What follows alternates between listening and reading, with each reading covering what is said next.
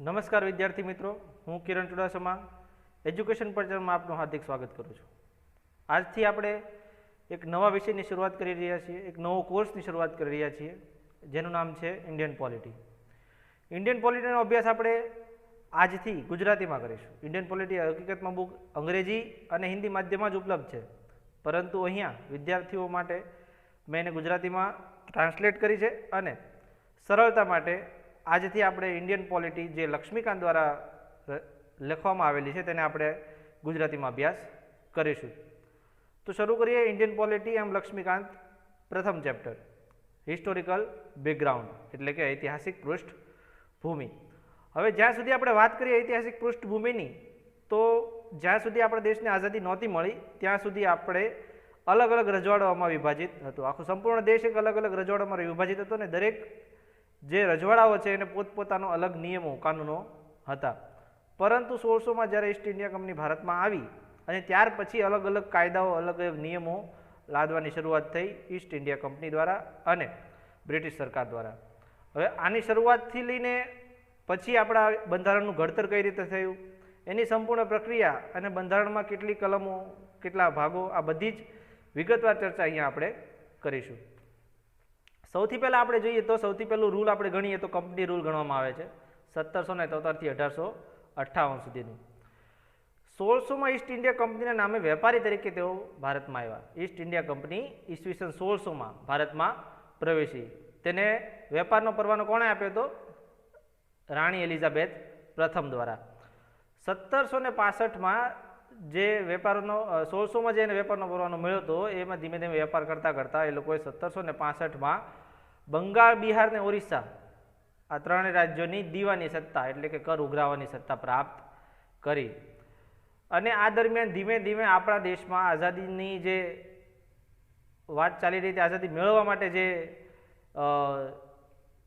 સત્યાગ્રહો થઈ રહ્યા હતા, જે માંગ હતી, એ દરમિયાન એમ.એન. રોય દ્વારા 1934માં સૌ પ્રથમ બંધારણ સભાની માંગ કરવામાં આવી. કોની દ્વારા? એમ.એન. રોય દ્વારા 1934માં. બંધારણ સભાની રચના ક્યારે થઈ એવું આપણને પૂછે તો 1946માં બંધારણ સભાની રચના કરવામાં આવી હતી. બરાબર છે. અને 26 જાન્યુઆરી 1950માં તે પૂર્ણ કરવામાં આવી હતી. ત્યારબાદ આપણે જોઈએ તો સૌથી પહેલાં જે ધારો લગાડવામાં આવ્યો બ્રિટિશ શાસન દ્વારા એ હતો નિયામક ધારો. કારણ કે ઈસ્ટ ઇન્ડિયા કંપની જ્યારથી શાસનમાં આવી હતી ત્યારથી તેનું કામ કરવાની રીત અને જે કારણ માટે તે આવી હતી એ બરોબર સંતોષાઈ રહ્યું નહોતું એવું બ્રિટિશ સરકારને લાગતું હતું, એવી રાણી એલિઝાબેથને લાગતું હતું. એટલા માટે એને કંટ્રોલ કરવા માટે અલગ અલગ ધારાઓ પસાર કરવામાં આવે. એમાં સૌથી પ્રથમ ધારો આપણે જોઈએ તો નિયામક ધારો 1773. આ ધારો જે છે ઈસ્ટ ઇન્ડિયા કંપનીને નિયંત્રણ અને વિનિમય કરવાનું પ્રથમ પગલું કહેવામાં આવે છે. જેમ આપણે અગાઉ વાત કરી કે ઈસ્ટ ઇન્ડિયા કંપનીને નિયંત્રણ અને વિનિમય કરવાનું પ્રથમ પગલું એટલે કે નિયામક ધારો ભારતની કેન્દ્રીય શાસન વ્યવસ્થાનો પાયો નખાયો. જે ભારતમાં જે શાસન વ્યવસ્થા છે એમાં કેન્દ્રીય શાસન વ્યવસ્થાનો સૌપ્રથમ પાયો ક્યારે નખાયો? ઈસવીસન 1773 નિયામક ધારા દ્વારા. આ દરમિયાન જ બંગાળના ગવર્નરને ગવર્નર જનરલ ઓફ બેંગાલ બનાવવામાં આવ્યા. અને ગવર્નર જનરલ ઓફ બેંગાલ કોણ હતા? Lord Warren Hastings. સર્વોચ્ચ અદાલતની સ્થાપના આ સમયમાં જ કરવામાં આવી. 1774માં એક મુખ્ય ન્યાયાધીશ અને 3 તેની સાથે સહાયક ન્યાયાધીશ સાથે સર્વોચ્ચ અદાલતની સ્થાપના કરવામાં આવી. બરાબર છે. કંપનીના કર્મચારી ભેટ તથા સ્વતંત્ર વ્યાપાર કરવાની બાધિત કરવામાં આવ્યા. આ ધારામાં મુખ્ય જોગવાઈ શું હતી? કંપનીના જે કર્મચારીઓ હતા તેને ભેટ સ્વીકારવાની મનાઈ હતી. કોઈ પણ દેશના કોઈ પણ અન્ય નાગરિક પાસે તેઓ ભેટ સ્વીકારી ન શકે અને સ્વતંત્ર રીતે વ્યાપાર પણ કરી શકે નહીં, એમને બાધિત કરવામાં આવ્યા હતા. આ ધારા દ્વારા કોર્ટ ઓફ ડિરેક્ટર્સની રચના કરવામાં આવી, જે ગવર્નિંગ બોડી હતી. તે ઈસ્ટ ઇન્ડિયા કંપનીની આવક, મિલિટરી અને સિવિલ આ ત્રણેય બાબતોનું ધ્યાન રાખતી હતી. કોર્ટ ઓફ ડિરેક્ટર્સ શું હતું? Governing body. અને તેનું મુખ્ય કામ શું હતું? આવક એટલે કે ઇન્કમ જે દેશની હોય તે, મિલિટરી અને સિવિલ આ ત્રણેય બાબતોનું ઉપર નજર રાખવી અને તેને નિયંત્રિત અને સુવ્યવસ્થિત ચાલે એ રીતે કાર્ય કરાવવું. ત્યારબાદ આપણે જોઈએ તો પિટ્સનો ધારો આવ્યો 1784માં. હવે આ ધારામાં શું શું જોગવાઈઓ હતી? ઈસ્ટ ઇન્ડિયા કંપનીના વ્યાવસાયિક અને રાજનૈતિક કાર્યો જુદા પાડવામાં આવ્યા. ડબલ ગવર્મેન્ટની આપણે શરૂઆત પણ કહી શકીએ આ સમય દરમિયાન. જે ઈસ્ટ ઇન્ડિયા કંપનીના જે વ્યવસાયિક કાર્યો એટલે કે એનું જે કોમર્શિયલ લાઇઝ છે અને પોલિટિકલ બંને કાર્યોને અલગ અલગ કરવામાં આવ્યા. કોર્ટ ઓફ ડિરેક્ટર્સની રચના કરવામાં આવી, જે વ્યવસાયિક કાર્યો જોશે અને બોર્ડ ઓફ કંટ્રોલની રચના કરવામાં આવી, જે રાજનૈતિક કાર્યો જોશે. ડબલ ગવર્મેન્ટની શરૂઆત થઈ. Board of control civil, military અને આવકનું ધ્યાન રાખશે. બોર્ડ ઓફ કંટ્રોલ શેનું ધ્યાન રાખશે? સિવિલ, મિલિટરી અને આવક. ઈસ્ટ ઇન્ડિયા કંપની હવે બ્રિટિશ પોઝિશનમાં આવી ગઈ, એટલે કે બ્રિટિશના કંટ્રોલમાં આવી ગઈ, બ્રિટિશ સરકારના તાજના રાજમાં એટલે કે તાજના કંટ્રોલમાં આવી ગઈ. ઈસ્ટ ઇન્ડિયાના કાર્યો અને તેના વહીવટ પર બ્રિટિશ સરકારનું સર્વોચ્ચ નિયંત્રણ સાબિત થઈ ગયું. પિટ્સના ધારાથી ઈસ્ટ ઇન્ડિયા કંપનીના કાર્યો અને તેના વહીવટ પર બ્રિટિશ સરકારનું સર્વોચ્ચ નિયંત્રણ લાદવામાં આવ્યું. ત્યારબાદ આપણે જોઈએ તો ચાર્ટર એક્ટ આવ્યો, અધિકાર પત્ર અધિનિયમ 1833, જેને આપણે ગુજરાતીમાં કહીએ છીએ. આ ધારા દ્વારા, આ એક્ટ દ્વારા બંગાળના ગવર્નર જનરલ ભારતના ગવર્નર જનરલ બની ગયા. બંગાળના ગવર્નર જનરલ હતા તેને હવે ભારતના ગવર્નર જનરલ તરીકેનું પદ આપવામાં આવ્યું અને ભારતના ગવર્નર જનરલ પ્રથમ કોણ બન્યું? Lord William Bentinck.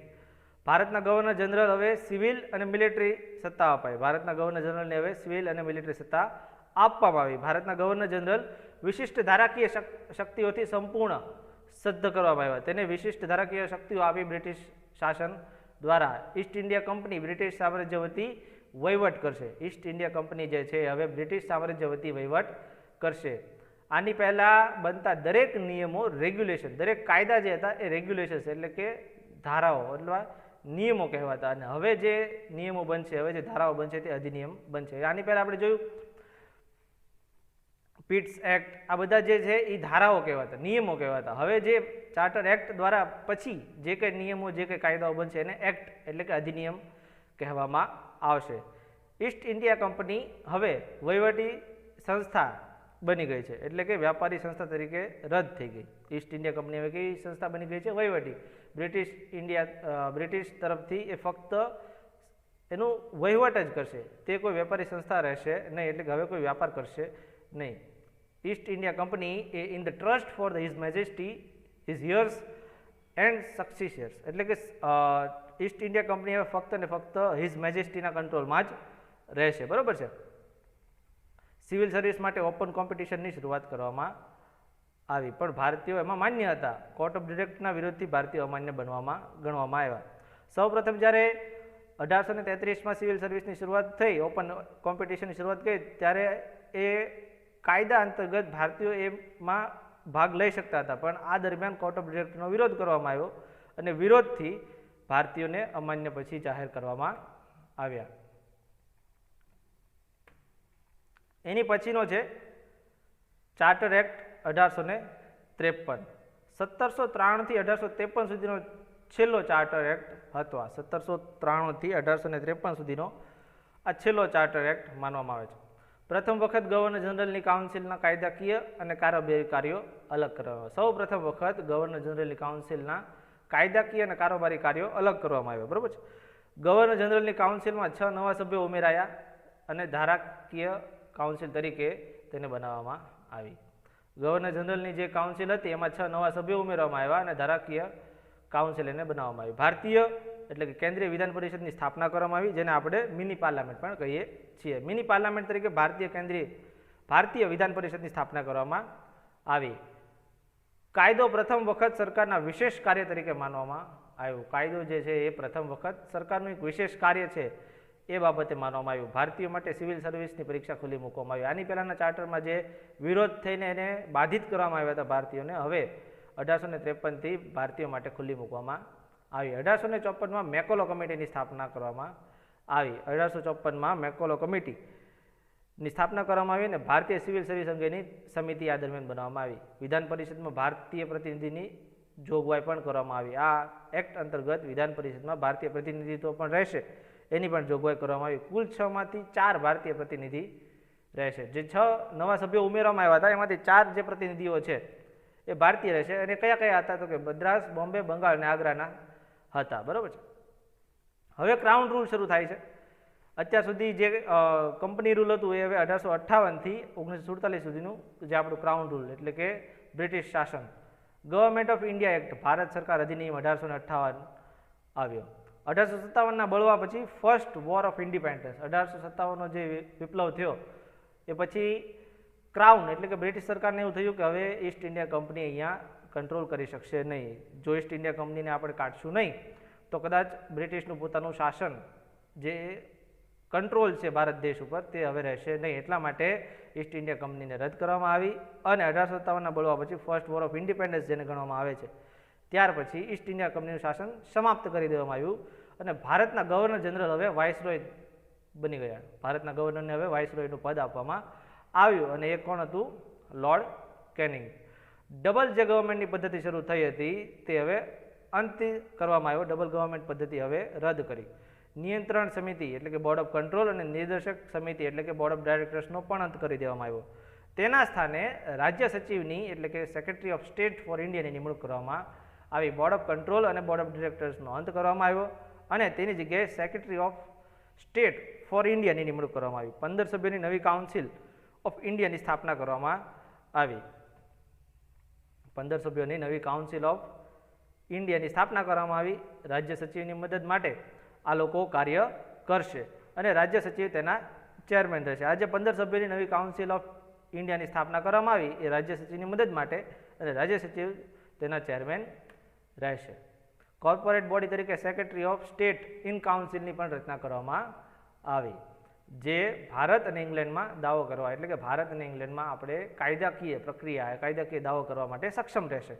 ઈસવીસન 1858 પછી બ્રિટિશ શાસનને ભારતીયોના પ્રતિનિધિત્વ અને સહકારની જરૂરિયાત તીવ્ર બની તેથી તે દિશામાં વધુ પ્રયાસો કરવામાં આવ્યા. ઈસવીસન 1858 પછી બ્રિટિશ શાસનને ભારતીયોના પ્રતિનિધિત્વની અને સહકારની જરૂરિયાત લાગવા મળી કારણ કે જે 1857નો વિપ્લવ થયો હતો ત્યારબાદ એને એવું અંદાજ આવી ગયો હતો કે જો આપણે ભારતીય પ્રતિનિધિત્વ આપણામાં સામેલ નહીં કરીએ તો ક્યાંક ને ક્યાંક આપણે દેશને કંટ્રોલ કરી શકશું નહીં. કંટ્રોલ એટલે કે શાસન લાંબા સમય સુધી નહીં કરી શકીએ. એટલા માટે અમુક જે વ્યક્તિઓ છે એને આપણે સામેલ કરીએ જેથી દેશના જનતાને આપણા પર વિશ્વાસ આવે અને આપણે વધુને વધુ લાંબો સમય અહીંયા શાસન કરી શકીએ. ત્યારબાદ ઇન્ડિયન કાઉન્સિલ એક્ટ ભારતીય પરિષદ અધિનિયમ 1861 આવ્યો. વાઇસરોયની વિધાયક સમિતિમાં 3 ભારતીય સભ્યોને નામાંકિત કરવામાં આવ્યા.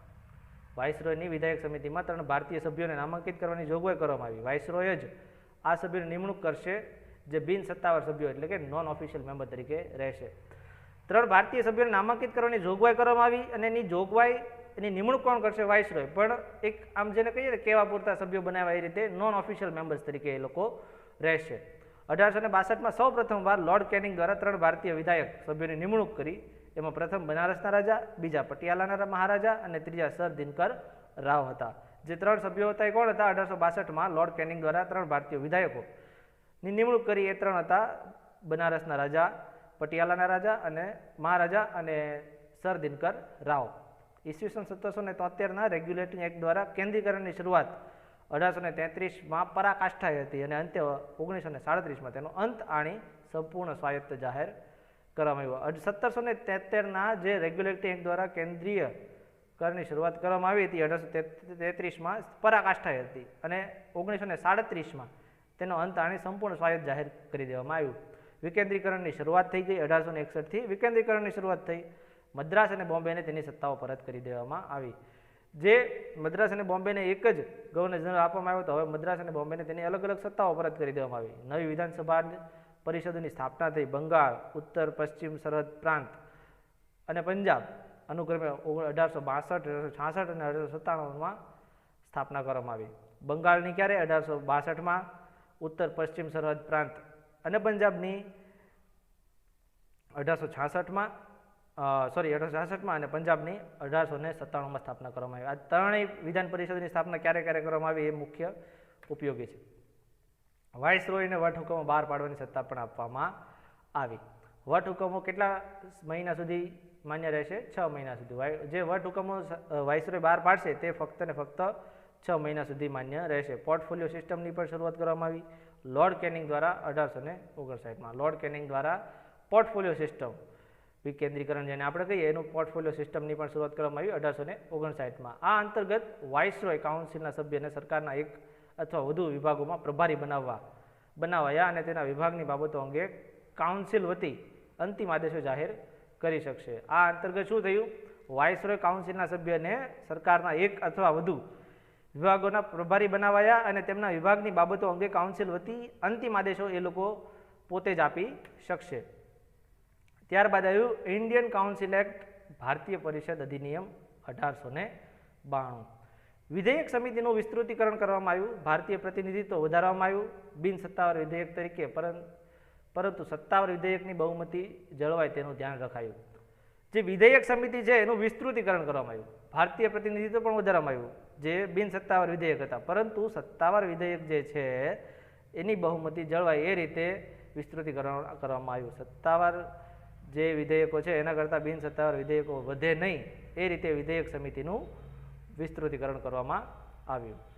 કાયદાકીય સમિતિની સત્તામાં વધારો કરવામાં આવ્યો. જે કાયદાકીય સમિતિ તેની સત્તામાં વધારો કરવામાં આવ્યો, બજેટમાં તેઓ ચર્ચા કરી શકશે, પ્રશ્ન પૂછવાની પણ તેમને સત્તા આપવામાં આવી. કાયદાકીય સમિતિની સત્તામાં શું વધારો કરવામાં આવ્યો? બજેટ પર ચર્ચા કરી શકશે અને પ્રશ્નો પણ પૂછી શકશે.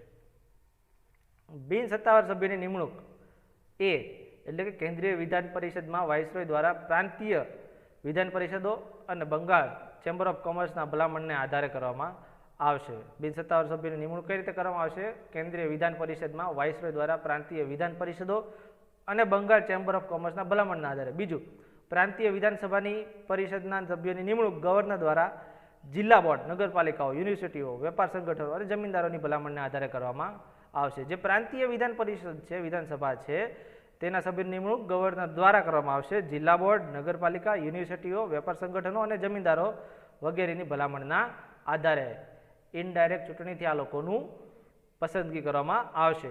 કાયદામાં ચૂંટણી શબ્દનો ઉપયોગ થયો નથી. આ જે કાયદો છે એમાં ચૂંટણી શબ્દનો ઉપયોગ થયો નથી, પરંતુ નોમિનેશન શબ્દનો ઉપયોગ થયો છે. તેમને પસંદ કરવામાં આવ્યા છે, ચૂંટણી દ્વારા ચૂંટાયેલા નથી. હવે ત્યારબાદ ઇન્ડિયન કાઉન્સિલ એક્ટ એટલે કે ભારતીય પરિષદ અધિનિયમ 1909. આ કાયદો મોર્લે મિન્ટો સુધારા તરીકે પણ ઓળખાય છે. આ જે કાયદો છે એ મોર્લે મિન્ટો સુધારા તરીકે પણ ઓળખાય છે. લોર્ડ મોર્લે તે સમયના રાજ્ય સચિવ હતા અને લોર્ડ મિન્ટો વાઇસરોય હતા. લોર્ડ મોર્લે જે છે એ રાજ્ય સચિવ અને લોર્ડ મિન્ટો એ ભારતના વાઇસરોય હતા. કેન્દ્રીય અને પ્રાંતીય કાયદાકીય સમિતિના સભ્યોની સંખ્યામાં વધારો કરવામાં આવ્યો. કેન્દ્રીય અને પ્રાંતીય કાયદાકીય સમિતિ જે છે એના સભ્યોની સંખ્યામાં વધારો કરવામાં આવ્યો. કેન્દ્રીય કાયદાકીય સમિતિના સભ્યો 16 હતા, જે વધારીને 60 કરવામાં આવ્યા. કેન્દ્રીય કાયદાકીય સમિતિ જે હતી એના કુલ સભ્યો કેટલા હતા? પહેલા 16 અને જે હવે વધારીને 60 કરી દેવામાં આવ્યા. કેન્દ્રીય કાયદાકીય સમિતિમાં સત્તાવાર સભ્યોની બહુમતી, પ્રાંતીયમાં બિન સત્તાવાર સભ્યોની બહુમતી માન્ય ગણવામાં આવી. એટલે કે કેન્દ્રીય જે કાયદાકીય સમિતિ હતી એમાં સત્તાવાર સભ્યોની બહુમતી રાખવામાં આવી, અને જ્યારે પ્રાંતીયમાં જે પ્રાંતીય કાયદાકીય સમિતિ હતી એમાં બિન સત્તાવાર સભ્યોની બહુમતી માન્ય ગણવામાં આવી. સભ્યોને પૂરક પ્રશ્નો પૂછવા, બજેટ પર ઠરાવો પાસ કરવાની મંજૂરી આપવામાં આવી. આ જે સભ્યો છે એને પૂરક પ્રશ્નો એટલે કે જરૂરી પ્રશ્નો પૂછવા અને બજેટ પર ઠરાવો પાસ કરવાની પણ મંજૂરી આપવામાં આવી. વાઇસરોયની કાર્યકારિણીમાં એક ભારતીય સભ્યને સ્થાન આપવામાં આવ્યું. વાઇસરોયની જે કાર્યકારિણી સમિતિ હતી એમાં એક ભારતીય સભ્યને સ્થાન આપ્યું, જે કોણ હતું? સત્યેન્દ્ર પ્રસાદ સિન્હા હતા. તેઓ પ્રથમ સભ્ય હતા જે ભારતીય વાઇસરોયની કાર્યકારિણી સમિતિમાં સભ્ય બન્યા. તેઓ કાયદાકીય સભ્ય તરીકે નિમણૂક પામ્યા હતા. સત્યેન્દ્ર પ્રસાદ કઈ હોદ્દા ઉપર નિમણૂક પામ્યા હતા? કાયદાકીય સભ્ય તરીકે નિમણૂક પામ્યા હતા. મુસ્લિમ સભ્યોની પસંદગી મુસ્લિમ મતદારો દ્વારા કરવામાં આવશે. જે મુસ્લિમ સભ્યો છે એની પસંદગી કોણ કરશે? મુસ્લિમ મતદારો જ કરશે. એટલે કે સેપરેટ ઇલેક્ટોરેટની શરૂઆત કરવામાં આવી, અલગ મતદારની શરૂઆત કરવામાં આવી. કોમવાદને કાયદાકીય બનાવવામાં આવ્યો. આ રીતે તમે આમ જુઓ ઇનડાયરેક્ટલી તો કોમવાદને એક રીતે કાયદાકીય બનાવવામાં આવ્યો કે ભાઈ હિન્દુ સભ્યોની જે છે તેની નિમણૂક, તેની પસંદગી હિન્દુ કરશે, મુસ્લિમ જે સભ્યો છે એની પસંદગી મુસ્લિમ કરશે. Lord Minto father of communal electric તરીકે પણ કહેવામાં આવે છે. લોર્ડ મિન્ટોને શું કહેવામાં આવે છે? ફાધર ઓફ કોમ્યુનલ ઇલેક્ટ્રોટ અને કોમવાદી મતદારના પિતા, જેને આપણે ગુજરાતીમાં કહીએ છીએ. Government of India act, Bharat સરકાર અધિનિયમ 1919. ઓગસ્ટ 20, 1917ના રોજ બ્રિટિશ સરકારે પ્રથમ વખત જાહેરાત કરી કે દેશમાં જવાબદાર સરકારને સત્તા સોંપણી કરવા ઈચ્છે છે. ઓગસ્ટ 20, 1917ના રોજ બ્રિટિશ સરકારે પ્રથમ વખત જાહેરાત કરી કે તેઓ ભારતમાં જે જવાબદાર સરકાર છે તેને સત્તા સોંપણી કરવા ઈચ્છે છે. ગવર્મેન્ટ ઓફ ઇન્ડિયા એક્ટ 1919ના અમલમાં 1921થી થયો હતો. જે ગવર્મેન્ટ ઓફ ઇન્ડિયા એક્ટ છે 1919 એ સમયે બનાવવામાં આવ્યો, પરંતુ એનો અમલ જે છે એ ક્યારે થયો? 1921માં. આ કાયદો મોન્ટેગ્યુ ચેમ્સફોર્ડના સુધારા તરીકે પણ ઓળખવામાં આવે છે. આ જે કાયદો છે government of India act 1919 A Montagu ચેમ્સફોર્ડના નામે પણ ઓળખવામાં આવે છે. મોન્ટેગ્યુ જે હતા એ રાજ્ય સચિવ હતા અને ચેમ્સફોર્ડ વાઇસરોય હતા. પ્રાંતીય અને કેન્દ્રીય નિયંત્રણો ઓછા કરી સત્તાઓ આપવામાં આવી. આજે પ્રાંતીય અને કેન્દ્રીય નિયંત્રણો જે છે એ ઓછા કરીને ધીમે ધીમે સત્તાઓ આપવામાં આવી. તેમના સંબંધિત વિષયોની સૂચિ પર કાયદા બનાવવા માટે અધિકૃત પણ કરવામાં આવ્યા. તેમની અંતર્ગત જે કાંઈ નિયમો જે કાંઈ કાયદાઓ તેમને બનાવવા હોય એ માટે એ લોકોને અધિકૃત એટલે કે સત્તા આપવામાં આવી, અધિકાર આપવામાં આવ્યા. સરકારનું માળખું કેન્દ્રીય અને એકરૂપ ચાલુ રાખ્યું. સરકારનું જે માળખું છે એ કેન્દ્રીય અને એકરૂપ ચાલુ રાખ્યું. એ લોકોને અલગ અલગ સત્તાઓ આપવામાં આવી પણ તેનું માળખું છે એ કેન્દ્રીય જ રાખવામાં આવ્યું. એટલે કે અંતિમ જે નિર્ણય હોય કદાચ વાઇસરોયને એમ લાગે કે આમાં મારે ફેરફાર કરવો છે તે કરી શકે. માળખું કેન્દ્રીય રાખવામાં આવ્યું પણ બધાને અલગ અલગ સત્તા અને જવાબદારીની સોંપણી કરવામાં આવી. તેને પ્રાંતિક વિષયોને બે ભાગમાં વહેંચવામાં આવ્યા, સ્થાનાંતરિત અને અનામત. જે પ્રાંતિક વિષયો જે છે એને કયા બે ભાગમાં વહેંચવામાં આવ્યા, એક સ્થાનાંતરિત એટલે કે ફેરવી શકાય એવા, અનામત એટલે કે જેમાં કોઈ પણ પ્રકારનો ફેરફાર કરી શકવામાં આવે નહીં. સ્થાનાંતરિત એટલે એમાં કોઈ પણ પ્રાંતીય સભા એમાં ફેરફાર કરી શકે, પણ અનામત જે વિષયો છે એની અંદર જે નિયમો જે બાબતો રાખવામાં આવી છે એમાં કોઈ પણ વ્યક્તિ ફેરફાર એટલે કે બિનઅધિકૃત વ્યક્તિ ફેરફાર કરી શકે નહીં. સ્થાનાંતરિત થયેલા મુદ્દાઓ રાજ્યપાલ દ્વારા વિધાન પરિષદને જવાબદાર પ્રધાનોની સહાયથી સંચાલિત કરવાના હતા. જે સ્થાનાંતરિત થયેલા મુદ્દાઓ જે છે તે રાજ્યપાલ દ્વારા વિધાન પરિષદને જવાબદાર પ્રધાનોની સહાયથી સંચાલિત કરવાના હતા. અને અનામત વિષયોનું સંચાલન રાજ્યપાલ અને તેમની કારોબારી સમિતિ દ્વારા ધારાસભ્ય કાઉન્સિલને જવાબદાર કર્યા વિના કરવામાં આવતું હતું. સ્થાનાંતરિત જે મુદ્દાઓ હતા એ કોણ સંભાળતું? રાજ્યપાલ દ્વારા, પણ કોની મદદથી? વિધાનસભા અને પરિષદ જેટલા જવાબદાર પ્રધાનો હતા તેની સહાયથી સંચાલિત થાય. અને અનામત જે વિષયો જે છે એનું સંચાલન રાજ્યપાલ અને તેમની કારોબારી સમિતિ દ્વારા ધારાસભ્ય કાઉન્સિલને જવાબદાર કર્યા વિના એટલે કે ધારાસભાને કોઈ પણ જવાબદારી વિના એને જણાવ્યા વગર આમાં ફેરફાર કરાવી શકતા. શાસનની આ પદ્ધતિને દ્વિયોજના એટલે કે ડાયાર્ચી તરીકે પણ જાણીતી થઈ હતી. શાસનની આ પદ્ધતિ કઈ રીતે જાણીતી થઈ હતી? દ્વિયોજના એટલે કે ડાયાર્ચી તરીકે, જે ગ્રીક શબ્દ છે. ડાયાર્ચી એટલે ગ્રીક શબ્દ જેનો અર્થ થાય ડબલ નિયમ. ડાયાર્ચી એ શબ્દ છે એ ગ્રીક શબ્દ છે અને એનો અર્થ થાય ડબલ નિયમ એટલે કે બબે નિયમો બબે વ્યક્તિઓ માટે. દ્વિસદન વ્યવસ્થા અને સીધી ચૂંટણીની શરૂઆત કરવામાં આવી. દ્વિસદન વ્યવસ્થા એટલે કે જે ડાયાર્ચી આપણે કહીએ છીએ તેની અને સીધી ચૂંટણીની શરૂઆત કરવામાં આવી. ભારતીય વિધાનસભા પરિષદ સમિતિ રદ કરવામાં આવી. જે ભારતીય વિધાનસભા પરિષદની સ્થાપના કરવામાં આવી હતી એની રદ કરવામાં આવી. દ્વિપક્ષીય વિધાનસભાની શરૂઆત કરવામાં આવી. Upper house council of state એટલે કે રાજ્ય પરિષદ અને લોઅર હાઉસ લેજિસ્લેટિવ એસેમ્બલી એટલે કે વિધાનસભા, જે હાલ આપણે જોઈએ છીએ. બંને સદનના મોટાભાગના સભ્યોની પસંદગી સીધી ચૂંટણી દ્વારા કરવામાં આવી હતી. બરાબર છે. જે સભ્યો જે છે એના સભ્યની પસંદગી, જે સદન છે બંને સદન એટલે કે રાજ્ય પરિષદ અને વિધાનસભા બંનેના સભ્યોની પસંદગી સીધી ચૂંટણીથી કરવામાં આવી હતી. વાઇસરોય એક્ઝિક્યુટિવ કાઉન્સિલના 6માંથી 3 સભ્યો ભારતીય કમાન્ડર ઇન ચીફ સિવાયના હતા. વાઇસરોયની જે એક્ઝિક્યુટિવ કાઉન્સિલના જે 6 સભ્યો તેમાંથી 3 સભ્યો ભારતીય હતા, જે કમાન્ડર ઇન ચીફના હોદ્દા ઉપર નહોતા. શીખ, ભારતીય, ખ્રિસ્તી, એંગ્લો ઇન્ડિયન અને યુરોપને સેપરેટ ઇલેક્ટોરેટ. આની પહેલાં હિન્દુ અને મુસ્લિમને સેપરેટ ઇલેક્ટોરેટ આપવામાં આવ્યું હતું. હવે શીખ, ભારતીય, ખ્રિસ્તી, એંગ્લો ઇન્ડિયન અને યુરોપિયનને પણ સેપરેટ ઇલેક્ટોરેટ આપવામાં આવ્યું. સંપત્તિ, શિક્ષણપણાના આધારે મર્યાદિત સંખ્યામાં મતાધિકાર અપાયો. જે આપણે કહીએ છીએ કે દરેક વ્યક્તિને મતાધિકાર ન આપવામાં આવ્યો. સંપત્તિના આધારે, શિક્ષિત કેટલા છે એના આધારે જે મતાધિકાર આપવામાં આવ્યો, દરેક લોકોને મતાધિકાર મળ્યો હતો નહીં. કેન્દ્રીય જાહેર સેવા આયોગ સ્થાપવામાં આવ્યા એટલે કે કેન્દ્રીય જાહેર સેવા આયોગ આપણે જે છે એની 1926માં સ્થાપના થઈ. કેન્દ્રીય બજેટમાંથી પ્રાંતીય બજેટ અલગ થઈ ગયું અને પ્રાદેશિક ધારાસભ્યોને તેમના બજેટ લાગુ કરવાની સત્તા આપવામાં આવી. કેન્દ્રીય અને પ્રાંતીય, કેન્દ્ર એટલે કે દેશ અને રાજ્ય, પ્રાંત આ બંનેના બજેટ અલગ થઈ ગયા અને બંનેને પોતપોતાના બજેટ મુજબ બજેટ લાગુ કરવાની સત્તા આપવામાં આવી. લંડનમાં ભારત માટે ઉચ્ચ કમિશનનું નવું કાર્યાલય બનાવવામાં આવ્યું. લંડનમાં ભારત માટે, ભારતના શાસન માટે, ભારતના કંટ્રોલ માટે ઉચ્ચ કમિશનરનું નવું કાર્યાલય બનાવવામાં આવ્યું. ભારતના રાજ્ય સચિવ દ્વારા અત્યાર સુધીની કેટલીક કામગીરી તેમને સ્થાનાંતરિત કરવામાં આવી. અત્યાર સુધી ભારતના રાજ્ય સચિવ સંભાળતા હતા તેમાંથી અમુક કામગીરી તેને સ્થાનાંતરિત એટલે કે ઉચ્ચ કમિશનરને, ભારતના જે ઉચ્ચ કમિશનર લંડનમાં બેસે છે તેને સ્થાનાંતરિત એટલે કે આપવામાં આવી. વૈધાનિક કમિશનની પણ નિમણૂક કરવામાં આવી અને 10 વર્ષ પછી કામગીરી અંગે પૂછપરછ કરવા અને અહેવાલ આપવા અંગે પણ જણાવવામાં આવ્યું. જે વૈધાનિક સમિતિ હતી એ 10 વર્ષના અંતે જે કામગીરી છે તે અંગે પૂછપરછ અને અહેવાલ આપવા માટે બાધિત હતી.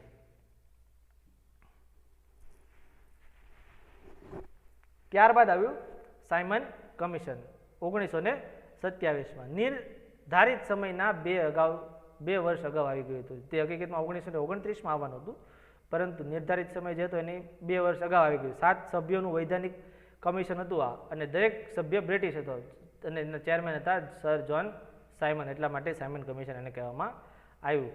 7 સભ્યો હતા આમાં, અને દરેક સભ્યો કયા હતા? બ્રિટિશના હતા. એને ચેરમેન હતા સર જોન સાયમન. ભારતીય દ્વારા તેનો વિરોધ કરવામાં આવ્યો, કારણ કે તેમાં એક પણ ભારતીય સભ્ય હતો નહીં. સાયમન કમિશનને 1930માં રિપોર્ટ સબમિટ કર્યો. એમાં જે ભલામણો કરવામાં આવી હતી એમાં પ્રથમ ભલામણ હતી દ્વિમુખી શાસન પદ્ધતિની સમાપ્તિ. જે દ્વિમુખી શાસન પદ્ધતિ છે એને સમાપ્ત કરવામાં આવે, પ્રાદેશિક જવાબદારી ધરાવતી સરકાર બનાવવામાં આવે, બ્રિટિશ ભારત અને રજવાડા સંઘની સ્થાપના કરવામાં આવે. બ્રિટિશ ભારત અને રજવાડા આ બંનેના સંઘની સ્થાપના કરવામાં આવે. 3 જે ભલામણો એને આપી હતી, જે ફરીવાર જોઈ લઈએ આપણે.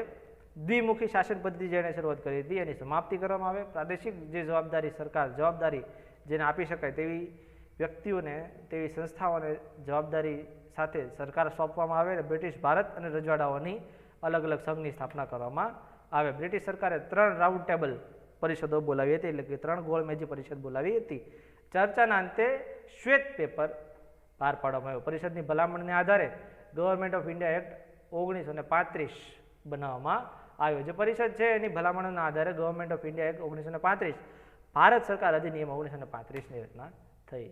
હવે કમ્યુનલ એવોર્ડ આપણે જોઈએ તો બ્રિટિશ વડાપ્રધાન રેમ્સે મેકડોનાલ્ડ લઘુમતીઓના પ્રતિનિધિત્વ માટે એક યોજનાની ઘોષણા કરે છે, જેને કમ્યુનલ એવોર્ડ તરીકે પણ ઓળખવામાં આવે છે. બ્રિટિશના વડા જે છે, વડાપ્રધાન ત્યાંના રેમ્સ મેકડોનાલ્ડ લઘુમતીઓના પ્રતિનિધિત્વ માટે, એટલે કે દેશના જે લઘુમતીઓ છે તેના પ્રતિનિધિત્વ માટે એક યોજના જાહેર કરે છે, જેને કમ્યુનલ એવોર્ડ, એટલે કે કમ્યુનલ તકલીફ જે છે, કમ્યુનલિઝમ શરૂ થાય એ માટે એને કમ્યુનલ એવોર્ડ પણ કહેવામાં આવે છે. આ એવોર્ડ મુસ્લિમો, શીખ અને ભારતીય ખ્રિસ્તીઓ, એંગ્લો ઇન્ડિયન્સ અને યુરોપિયનો માટે અલગ મતદારોને જ ચાલુ રાખ્યો નહીં, પરંતુ અનુસૂચિત જાતિ સુધી પણ વિસ્તૃત કર્યો.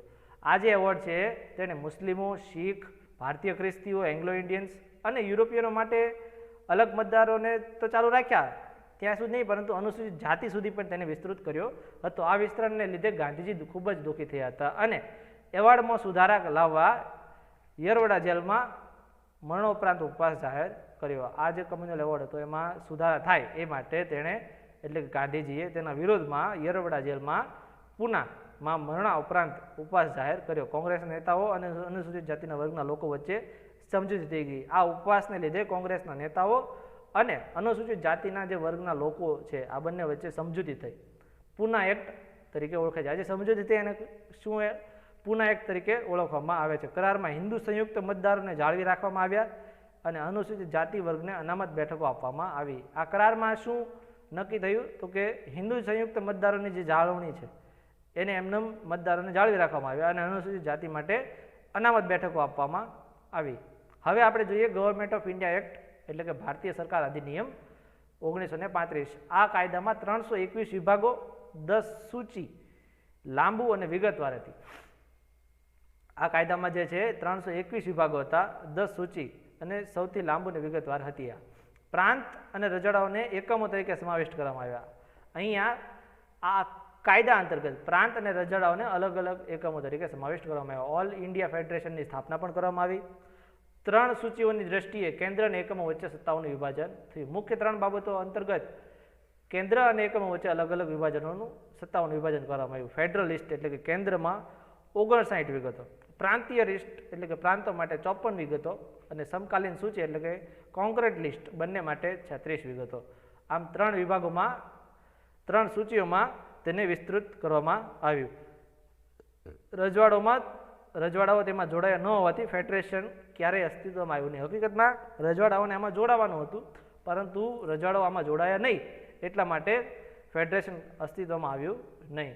પ્રાંતોમાં દ્વિશાસન પદ્ધતિ નાબૂદ થઈ તેની જગ્યાએ પ્રાંતીય સ્વાયત્તતા આપવાની વાત થઈ. પ્રાંતોમાં દ્વિશાસન પદ્ધતિ નાબૂદ થઈ અને તેની જગ્યાએ પ્રાંતીય સ્વાયત્તતા અપાઈ. પ્રાંતોને તેમના નિર્ધારિત ક્ષેત્રમાં વહીવટના સ્વાયત્ત એકમ તરીકે કાર્ય કરવાની મંજૂરી આપવામાં આવી. રાજ્યપાલને પ્રાંતીય વિધાનસભામાં જવાબદાર પ્રધાનોની સલાહથી પગલાં ભરવા અને આ 1937માં અમલમાં આવ્યું અને 1939માં બંધ કરી દેવામાં આવ્યું. જે રાજ્યપાલ જે છે એ પ્રાંતીય વિધાનસભામાં જવાબદાર પ્રધાનોની સલાહથી અયોગ્ય પગલાં લેશે, જેની શરૂઆત 1937માં થઈ પણ એનો અંત 1939માં થઈ ગયો. 11માંથી 6 પ્રાંતોમાં દ્વિસદન પદ્ધતિ શરૂ કરવામાં આવી હતી. જે 11 પ્રાંતો અલગ અલગ કરવામાં આવ્યા હતા એમાંથી 6 પ્રાંતોમાં દ્વિસદન પદ્ધતિ હતી. આમ બંગાળ, બોમ્બે, મદ્રાસ, બિહાર, આસામ અને યુનાઇટેડ પ્રાંતના વિધાનસભાઓને દ્વિસદની બનાવવામાં આવ્યા હતા, જેમાં ધારાસભ્ય પરિષદ એટલે કે ઉપલું ગૃહ અને વિધાનસભા પરિષદ એટલે કે નીચલું ગૃહ હોય છે. જોકે તેમના પર ઘણા નિયંત્રણો પણ મૂકવામાં આવ્યા હતા. આ બધા પર અમુક નિયંત્રણો પણ હતા. અનુસૂચિત જાતિ, મહિલાઓ, મજૂરો માટે અલગ મતદાર પ્રધાન તરીકે કોમી પ્રતિનિધિત્વના સિદ્ધાંતને આગળ વધારવામાં આવ્યો. અનુસૂચિત જાતિ, મહિલાઓ અને મજૂરો એટલે કે કામદારો માટે અલગ મતદાર પ્રધાન તરીકે કોમી પ્રતિનિધિત્વના સિદ્ધાંતોને આગળ વધારવામાં આવ્યો. ભારત સરકારના અધિનિયમ દ્વારા સ્થાપિત કરવામાં આવેલી ભારતની કાઉન્સિલને નાબૂદ કરી, જેની સ્થાપના 1858માં કરવામાં આવી હતી. ભારત સરકારના અધિનિયમ દ્વારા સ્થાપિત કરવામાં આવેલી ભારતની કાઉન્સિલને નાબૂદ કરવામાં આવી અને જેની સ્થાપના આપણે 1858માં કરવામાં આવી હતી. ભારતના રાજ્ય સચિવને સલાહકારોની એક ટીમ પ્રદાન કરવામાં આવી હતી. ભારતના જે રાજ્ય સચિવ છે તેને સલાહકારોની એક ટીમ પ્રદાન કરવામાં આવી હતી. કુલ વસ્તીના લગભગ 10% લોકોને મતદાનનો અધિકાર મળ્યો હતો. જે કુલ વસ્તી હતી એના 10% લોકોને મતદાનનો અધિકાર મળ્યો હતો. દેશના ચલણ શાખને નિયંત્રિત કરવા માટે ભારતીય રિઝર્વ બેંકની સ્થાપના કરવામાં આવી. દેશના ચલણ અને એની શાખને નિયંત્રિત કરવા માટે ભારતીય રિઝર્વ બેંકની સ્થાપના કરવામાં આવી. તેમાં ફક્ત 2 અથવા વધુ પ્રાંત માટે ફેડરલ પબ્લિક સર્વિસ કમિશન નહીં, પરંતુ પ્રાંતીય જાહેર સેવા આયોગ અને સંયુક્ત લોક સેવા આયોગની પણ સ્થાપના કરવામાં આવી. જે આપણે અત્યારે જીપીએસસી પછી અલગ અલગ જે રાજ્યો પોતપોતાના સિવિલ સર્વિસના ભરતી કરે છે એ રીતે પોતાની જે જાહેર સેવા આયોગ છે એ રીતે જે અલગ અલગ રાજ્યોની જાહેર સેવા આયોગની પણ સ્થાપના કરવામાં આવી. ફેડરલ કોર્ટની સ્થાપના 1937માં કરવામાં આવી. હવે આપણે જોઈએ ભારતીય સ્વતંત્રતા અધિનિયમ 1947, ઇન્ડિયન ઇન્ડિપેન્ડન્સ એક્ટ 1947. 20 ફેબ્રુઆરી 1947ના રોજ બ્રિટિશ વડાપ્રધાન ક્લેમેન્ટ એટલીએ ઘોષણા કરી, ભારતમાં બ્રિટિશ શાસન 30 જૂન 1948 સુધીમાં સમાપ્ત કરી દેવામાં આવશે. જે પછી સત્તા જવાબદાર ભારતીયના હાથમાં તબદીલ કરી દેવામાં આવશે. આની પછી એટલે કે 30 જૂન 1947 પછી જે સત્તા છે, જે દેશની સત્તા છે, ભારતીય જે જવાબદાર સત્તા છે તેને આપી દેવામાં આવશે. આ ઘોષણા પછી મુસ્લિમ લીગ દ્વારા દેશમાં ભાગલાની માંગ કરવામાં આવી. આ પછી જે મુસ્લિમ લીગ છે તેના દ્વારા અલગ દેશની માંગ કરવામાં આવી, અલગ લીગની માંગ કરવામાં આવી. જૂન 3, 1947ના રોજ બ્રિટિશ સરકારે સ્પષ્ટ કર્યું કે ભારતની બંધારણ સભા 1946માં જે રચાઈ હતી દ્વારા ઘડવામાં આવેલ કોઈ પણ બંધારણ દેશના તે ભાગોને લાગુ કરી શકશે નહીં જે સ્વીકારવા તૈયાર નથી. જે લોકો ભારત દેશ સાથે જોડાવા નથી માંગતા તે લોકોને જે 1946માં બંધારણ સભા રચાણી એમાંનો કોઈ પણ કાયદો આ લોકોને લાગુ પડશે નહીં. જૂન 3, 1947માં માઉન્ટ બેટન યોજના આવી. આ યોજનાને કોંગ્રેસ અને મુસ્લિમ લીગ દ્વારા સ્વીકારવામાં આવી. 1947 જૂનના રોજ જે માઉન્ટ બેટન યોજના કરવામાં આવી તે અંતર્ગત તે યોજનાને કોંગ્રેસ અને મુસ્લિમ લીગ બંને દ્વારા સ્વીકારવામાં આવી. ભારતીય સ્વતંત્રતા અધિનિયમ 1947 લાગુ કરીને યોજનાને તાત્કાલિક અસર આપવામાં આવી. તાત્કાલિક અસરે એટલે કે ભારતીય સ્વતંત્રતા અધિનિયમ 1947ને તાત્કાલિક અસરે લાગુ કરી આ યોજનાને લાગુ કરવામાં આવી. ભારતમાં બ્રિટિશ શાસનનો અંત થયો. હવે ભારતમાં બ્રિટિશ શાસનનો અંત થયો. 15 ઓગસ્ટ 1947થી ભારતને એક સ્વતંત્ર અને સાર્વભૌમ રાજ્ય જાહેર કર્યું. 15 ઓગસ્ટ 1947થી ભારતને એક સ્વતંત્ર અને સાર્વભૌમ રાજ્ય જાહેર કરવામાં આવ્યું. ભારતના ભાગલા અને બ્રિટિશ કોમનવેલ્થથી અલગ થવાના અધિકાર સાથે ભારત અને પાકિસ્તાનના 2 સ્વતંત્ર પ્રભુત્વની રચના કરવામાં આવી. જે 2 સ્વતંત્ર દેશની રચના કરવામાં આવી. ભારતના ભાગલા થયા.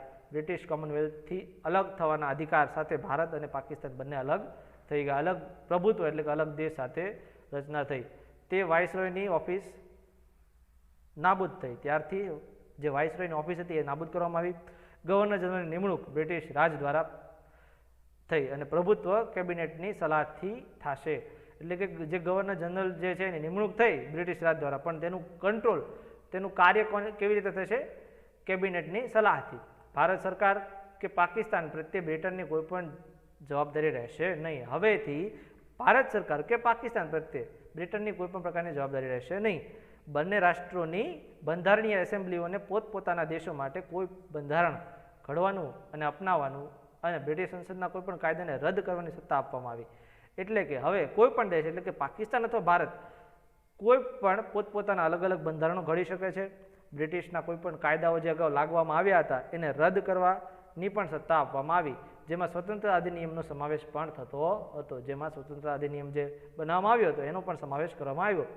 ભારતના રાજ્ય સચિવની કચેરીને નાબૂદ કરી તેમની કામગીરી રાષ્ટ્રમંડળ બાબતોના રાજ્ય સચિવને સ્થાનાંતરિત કરી દેવામાં આવી. જે ભારતના રાજ્ય સચિવની જે કામગીરી હતી, એ કચેરી હતી, એને નાબૂદ કરી દેવામાં આવી અને તેમની કામગીરી રાષ્ટ્રમંડળ બાબતોના જે રાજ્ય સચિવ છે એને આપી દેવામાં આવી.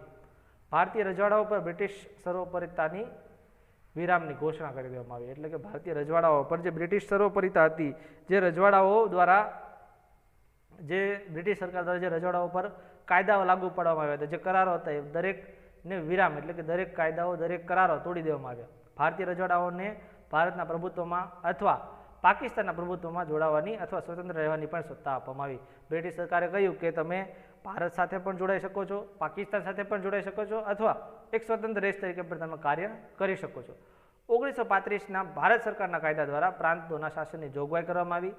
જ્યાં સુધી નવા બંધારણો બનાવવામાં ન આવે ત્યાં સુધી તે ચાલુ રહેશે. 1935નો જે ભારતના સરકાર કાયદા દ્વારા છે તેમાં પ્રાંતોની અલગ અલગ શાસનની જોગવાઈ કરવામાં આવી જ્યાં સુધી નવા બંધારણો અમલમાં ન આવે.